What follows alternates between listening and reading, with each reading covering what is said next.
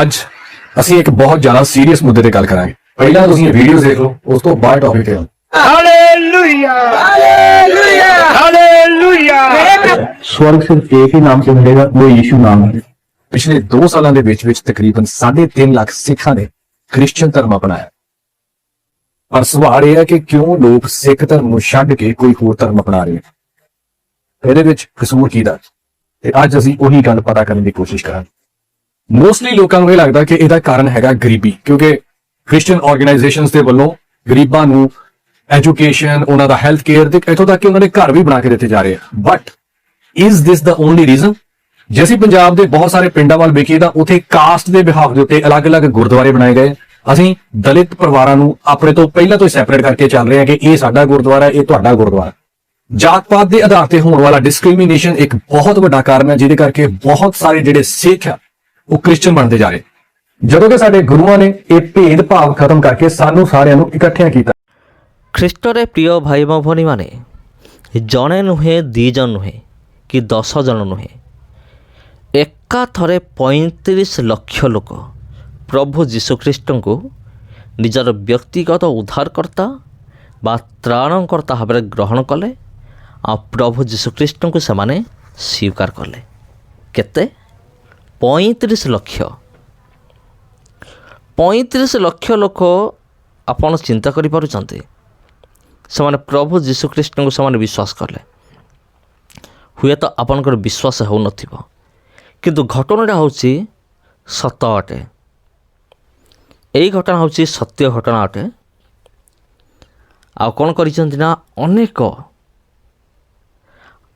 ଅନେକ ଲୋକମାନେ ସେମାନେ ପ୍ରଭୁ ଯୀଶୁଖ୍ରୀଷ୍ଟଙ୍କ ଆଡ଼କୁ ସେମାନେ ଫେରୁଛନ୍ତି, ଯାହାର ଉଦାହରଣ ହେଉଛି ଇଏ ଗୋଟିଏ। ତେବେ ଇଏ ହେଉଛି ଆମମାନଙ୍କ ନିମନ୍ତେ ଏକ ବହୁତ ବଡ଼ ଖୁସିର ଖବର। ତେବେ ପ୍ରିୟ ବନ୍ଧୁଗଣ,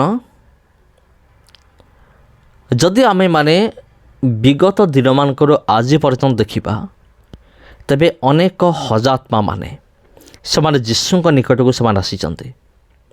ପ୍ରଭୁ ଯୀଶୁଖ୍ରୀଷ୍ଟଙ୍କୁ ନିଜର ବ୍ୟକ୍ତିଗତ ଉଦ୍ଧାରକର୍ତ୍ତା ଭାବରେ ସେମାନେ ଗ୍ରହଣ କରିଛନ୍ତି, ଆଉ ଯୀଶୁଙ୍କୁ ସେମାନେ ସ୍ୱୀକାର କରିଛନ୍ତି।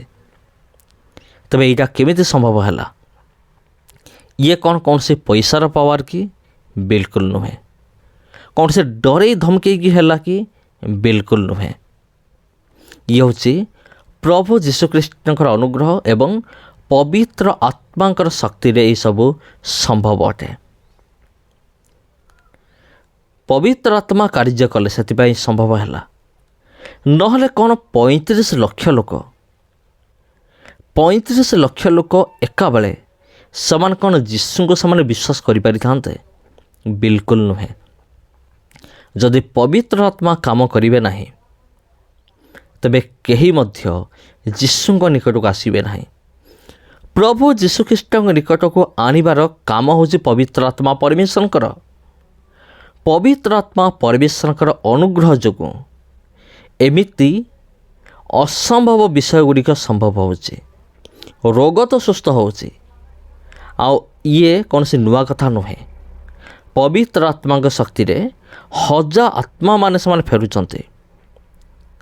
ଅନେକ ଥର ମୁଁ ମଧ୍ୟ କହିଛି, ଆଜି ମଧ୍ୟ ମୁଁ କହୁଛି ଯେ ମୁଁ ସାକ୍ଷ୍ୟ ଶୁଣିଅଛି, ବହୁତ ଡେଞ୍ଜର ସାକ୍ଷ୍ୟ ମୁଁ ଶୁଣିଛି।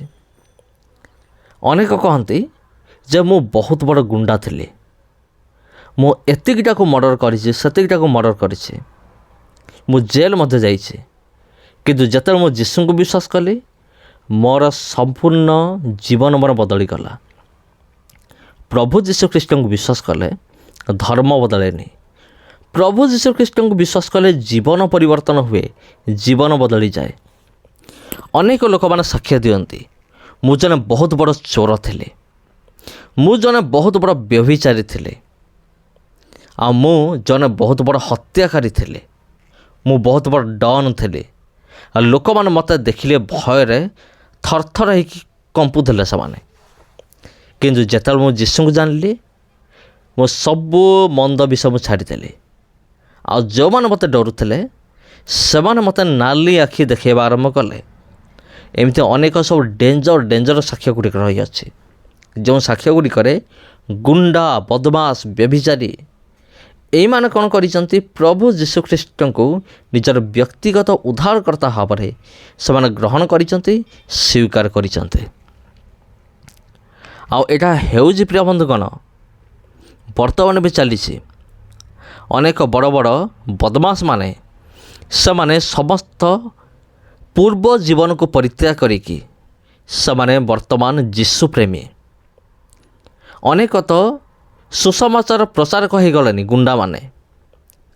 ଅନେକ ବଦମାସମାନେ ସେମାନେ ପାଷ୍ଟର ହୋଇଗଲେଣି ସମସ୍ତ ମନ୍ଦ କର୍ମ ଛାଡ଼ି ଦେଇକି। ଆଉ କେହି କହନ୍ତି ଯେ ମୁଁ ବହୁତ ବଡ଼ ମଦୁଆ ଥିଲି, ଦିନ ରାତି 24 ଘଣ୍ଟା ମୁଁ କ'ଣ କରୁଥିଲି? ମଦ୍ୟରେ ମୁଁ ଗାଧୋଉଥିଲି, ମଦ୍ୟପାନରେ ମୁଁ ବୁଡ଼ି ରହୁଥିଲି, ନିଶାରେ ମୁଁ ବୁଡ଼ି ରହୁଥିଲି। କିନ୍ତୁ ପ୍ରଭୁ ମୋତେ ଅନୁଗ୍ରହ କଲେ, ସେଇ ଘୋର ସଙ୍କଟରୁ ପ୍ରଭୁ ମୋତେ ଉଦ୍ଧାର କଲେ। କିନ୍ତୁ ଏବେ ଦେଖ, ମୁଁ ତାହାଙ୍କର ଜଣେ ସେବକ, ମୁଁ ବର୍ତ୍ତମାନ ଜଣେ ପାଳକ। ଯେଉଁ ବ୍ୟକ୍ତି ପୂର୍ବରୁ ମଦ ପିଉଥିଲା, ଦିନ ରାତି 24 ଘଣ୍ଟା ମଦ୍ୟପାନରେ ବ୍ୟସ୍ତ ଥିଲା, ସେ ପରିବର୍ତ୍ତନ ହୋଇକି ସେ ଅନ୍ୟମାନଙ୍କୁ ଶିଖାଉଛି ଯେ ତୁମେମାନେ ମଦ୍ୟପାନ କର ନାହିଁ। କାରଣ ଯିଏ ପରିବର୍ତ୍ତନ ହୋଇଛି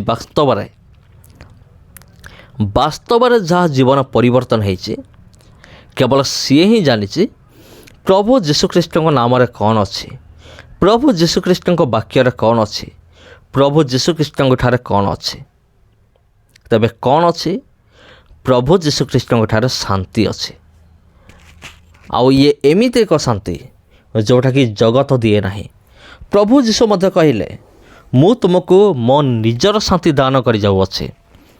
ଜଗତ ଯେମିତି ତୁମକୁ ଶାନ୍ତି ଦାନ କରେ, ଇଏ ସେମିତି ନୁହେଁ। ଆଉ ଇଏ ଏମିତି ଏକ ଶାନ୍ତି, ମୋ ନିଜର ଶାନ୍ତି ମୁଁ ଦେଉଅଛି। ଆଉ ପ୍ରଭୁ ଯୀଶୁଖ୍ରୀଷ୍ଟ ଦେଇଥିବା ଶାନ୍ତି ଆଉ ଜଗତର ଶାନ୍ତି ଭିତରେ ବହୁତ ଫରକ ଅଛି। ଜଗତର ଶାନ୍ତି ସେଇଟା ଯାହାକୁ ମିଳିବ, ଆଉ ସେ ଶାନ୍ତି ଯଦି 2 ମିନିଟ୍ ପାଇଁ ଗାୟବ ହୋଇଗଲା, ତେବେ ତାକୁ ଅଣନିଶ୍ୱାସୀ ଲାଗିବ। କିନ୍ତୁ ପ୍ରଭୁ ଯୀଶୁ ଦେଇଥିବା ଶାନ୍ତି କେବେ ଗାୟବ ହୁଏ ନାହିଁ, କେବେ ଚାଲିଯାଏ ନାହିଁ। ପ୍ରଭୁ ଯୀଶୁ ଦେଇଥିବା ଶାନ୍ତି ସବୁଦିନ ପାଇଁ ରହେ। ଥରେ ଯଦି ପ୍ରଭୁ ଯୀଶୁଖ୍ରୀଷ୍ଟ ତାଙ୍କର ଶାନ୍ତି ଯଦି ଆପଣଙ୍କୁ ଦାନ କଲେ, ତେବେ ସେ ଶାନ୍ତି ଆପଣଙ୍କଠାରେ ଚିରଦିନ ରହିବ। ଆଉ ଇଏ ଏମିତି ଏକ ଶାନ୍ତି, ଆପଣଙ୍କର ଖାଇବାକୁ ନଥିବ କିନ୍ତୁ ଶାନ୍ତିରେ ଥିବେ, ରହିବା ପାଇଁ ଘର ନଥିବ କିନ୍ତୁ ଆପଣ ଶାନ୍ତିରେ ଥିବେ। ଏମିତି ଇଏ ହେଉଛି ଏକ ଅଦ୍ଭୁତ ଶାନ୍ତି ଯେଉଁଟା କେବଳ ପ୍ରଭୁ ଯୀଶୁଖ୍ରୀଷ୍ଟ ଦାନ କରନ୍ତି। ତେବେ ଖ୍ରୀଷ୍ଟର ପ୍ରିୟ ଭାଇ ଭଉଣୀମାନେ, ଅନେକ ଗୋଟେ ପଏଣ୍ଟ କହିକି ମୁଁ ଶେଷ କରିବି। ଅନେକ ଲୋକମାନେ ସେମାନେ କହନ୍ତି, ଦେଖ ତୁମେମାନେ ଟଙ୍କା ନେଇକି ଧର୍ମ ପରିବର୍ତ୍ତନ କରୁଛ।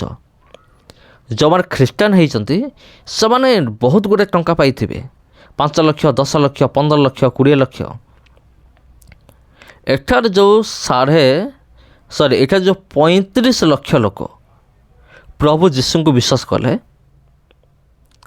ଆଉ ଯିଏ ସୁସମାଚାର ଦେଇଥିବ ସେ କେତେ ଟଙ୍କା ଦେଇଥିବ ସେମାନଙ୍କୁ? 35 ଲକ୍ଷ ଲୋକକୁ କେତେ ଦେଇଥିବ?